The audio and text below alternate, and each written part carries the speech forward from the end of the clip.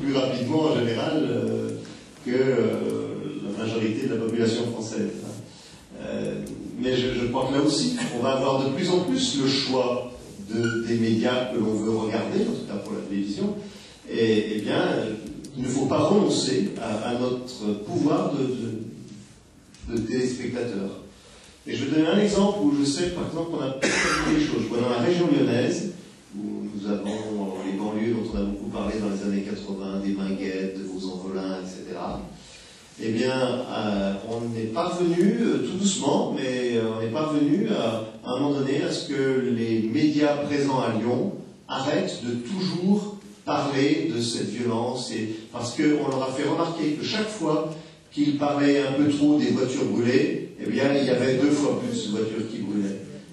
Et qu'en revanche, quand on prenait les événements à leur juste mesure, eh bien, on maintenait une certaine paix sociale. Et donc, je crois que là, ça fait maintenant déjà 20 ans, dans le traitement des violences en banlieue dans la région lyonnaise, je crois vraiment qu'on a obtenu des médias plus de responsabilité. Je profite juste pour vous donner quelques thèmes qui seront débattus prochainement dans le centre Adawa, dans la partie socio-culturelle de ce centre, qui est donc actuellement à l'avenue de la Villette. C'est le métropole de la Villette, en fait. C'est à 2 pas donc du rond-point du périphérique. Le 13 février, donc c'était la reprise avec la question d'actualité, identité au pluriel, des identifications névrophobiques à l'inter-individualisation symphonique. Mais en tout cas, ceux qui ont assisté ont eu vraiment, ont passé une après-midi, parce que c'est des après-midi, très marqués par la qualité. Il y avait le père Michel Delon, entre autres, il y avait des intellectuels musulmans, chrétiens et autres. Le 13 mars, par exemple, c'est une fois par mois. Le 13 mars, femmes battues, société déchiquetée. Le 10 avril prochain, une ou plusieurs bioéthiques. Le 29 mai, explosion économique, érosion systémique.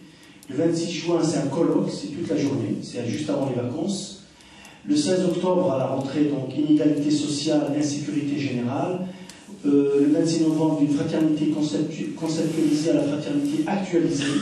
Et décembre 2010, SIDA. Vous voyez la variété de ces thèmes, c'est des thèmes de société, c'est du concret, c'est pas de la théorie sur des planètes, on parle de problèmes au quotidien. Et bien, c'est vraiment un exemple, c'est notre exemple, en tout cas moi personnellement, c'est un exemple d'ouverture et d'efficacité. Donc, en tout cas, je félicite nos deux conférenciers pour la qualité, en tout cas, de leur intervention.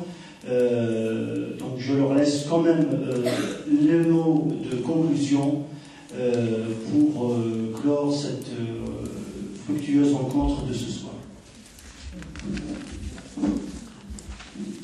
Moi, c'est surtout un remerciement que je veux vous adresser de nous avoir invités. C'était une joie pour moi de votre part, Dr. Kirchach, une joie de voir votre assemblée, de voir qu'il y a des liens qui existent ici chez vous.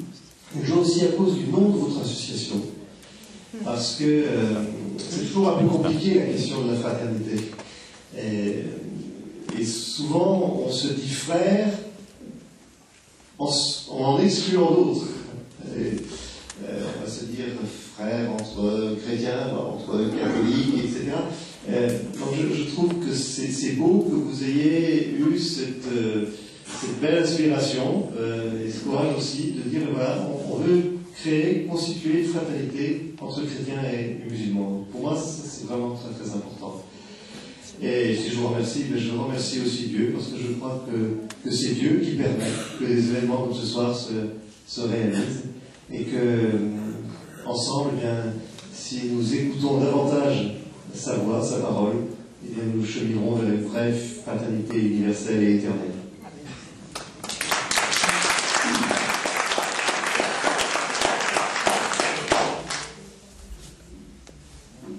Ma conclusion est un remerciement à vous tous, responsables de cette fraternité qui dépasse les frontières habituelles de nos conditionnements.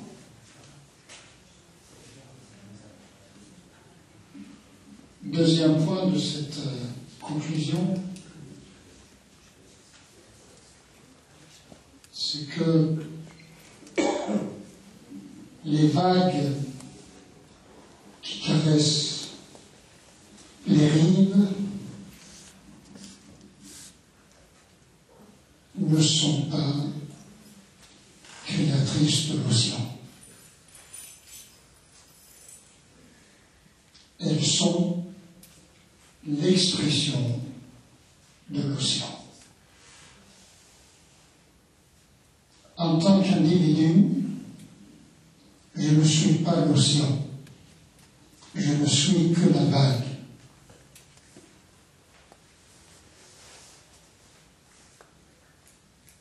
Cette vérité s'applique à chacun d'entre nous.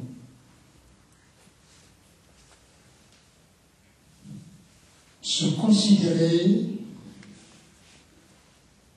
comme vague, c'est se rappeler que chacun de nous est une expression particulière de l'océan. C'est très important. Une dernière remarque, un dernier point. Une fleur ne fait jamais de discours sur son parfum. Nous découvrons l'existence de la fleur grâce à son parfum. Que Dieu nous aide à nous parfumer afin